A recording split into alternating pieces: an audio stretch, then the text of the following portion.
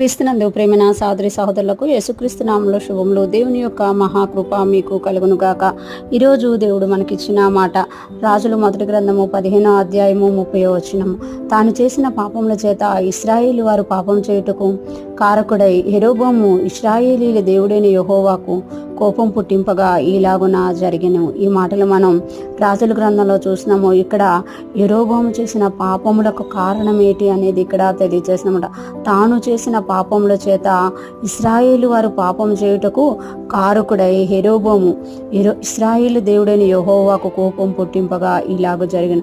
తాను పాపం చేయడమే కాదు, రాజుగా తాను చేసిన పాపం వల్ల ఇశ్రాయేలు అందరూ పాపం చేయడానికి కారకుడుగా అయిపోయారు. అందుకే యెరోబోము మీదకి వచ్చే కోపం అంట వలన ఇలాగ జరిగిన. ఎలాగ జరిగను అని అంటే మనము 29వ వచనం చూస్తే, తాను రాజు కాగానే ఇతడు యెరోబోము సంతతి వారిని అందరినీ హతము చేశాను.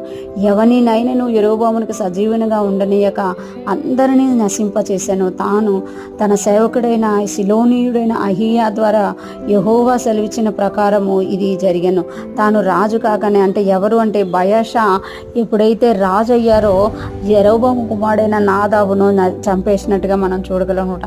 నాదాబు చనిపోవడం వల్ల యెరోబోము కుమారు సంతతి అనేది లేకుండా పోయింది అనమాట. ఎందుకు అలాగ సంతతి లేకుండా పోయింది అంటే, తాను చేసిన పాపముల చేత ఇశ్రాయేలు వేరు పాపం చేయటం కారకుడైనందున. అంటే తాను పాపం చేస్తే సరిపోలేదని ఇతరులను కూడా తన పాపంలోనికి లాగిండు. ఇతరులు దేవుని ప్రజల్ని కూడా పాపం చేయడానికి కారకుడయ్యాడనమాట.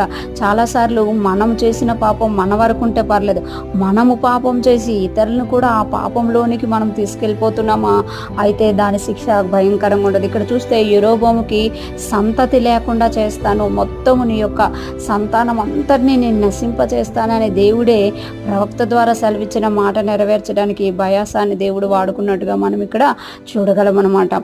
ఎందుకంటే దేవుడు ఏదైతే హెచ్చింపునిచ్చారో ఆ హెచ్చింపును యెరోబోము ఏం చేసుకున్నాడు అని అంటే, భయము చేత తప్పు చేసి దేవునికి విరోధంగా ఆయాసకరమైనది జరిగించినట్టుగా మనము చూడగలం. ఈరోజు ఫ్రెష్ మన వింటున్న ప్రతి ఒక్కరూ జ్ఞాపకం చేసుకోవాలి. దేవుడు మనకి ఏదైనా హెచ్చింపిచ్చారా? మన ప్రార్థనలకు జవాబుగా దేవుడు మనల్ని ఆశీర్వదించారా? ఉన్నతమైన స్థితిలు ఇచ్చారా?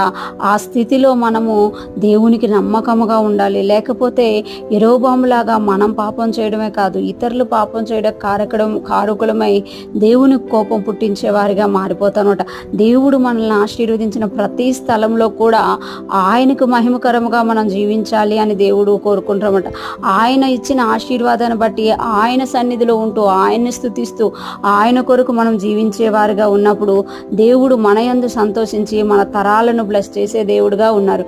ఎప్పుడైతే యెరోబోము తనకిచ్చిన ఆశీర్వాదాన్ని బట్టి తను దేవునికి మహిమ చెల్లించకుండా భయపడి మరలా వాళ్ళు ఇశ్రాయేలు రాజు తట్టు తిరిగిపోతారేమన్న భయము చేత చేసిన తప్పు వల్ల తనను తన సంతతి వారు కూడా నశించిపోయినట్టుగా మనం ఈరోజు చూస్తున్నాం. ఈరోజు ఫ్రెష్ మనం వింటున్న ప్రతి ఒక్కరం కూడా దేవుడు మనల్ని ఆశీర్వదించిన కలిసి ఇంకా అధికముగా ఆయన్ని ప్రేమించే వరంగా, ఇంకా అధికంగా ఆయన వెదికే వరంగా, ఆయన సన్నిధికి వెళ్ళే వరంగా, ఆయనతో నడిచే వారంగా ఉందముగాక.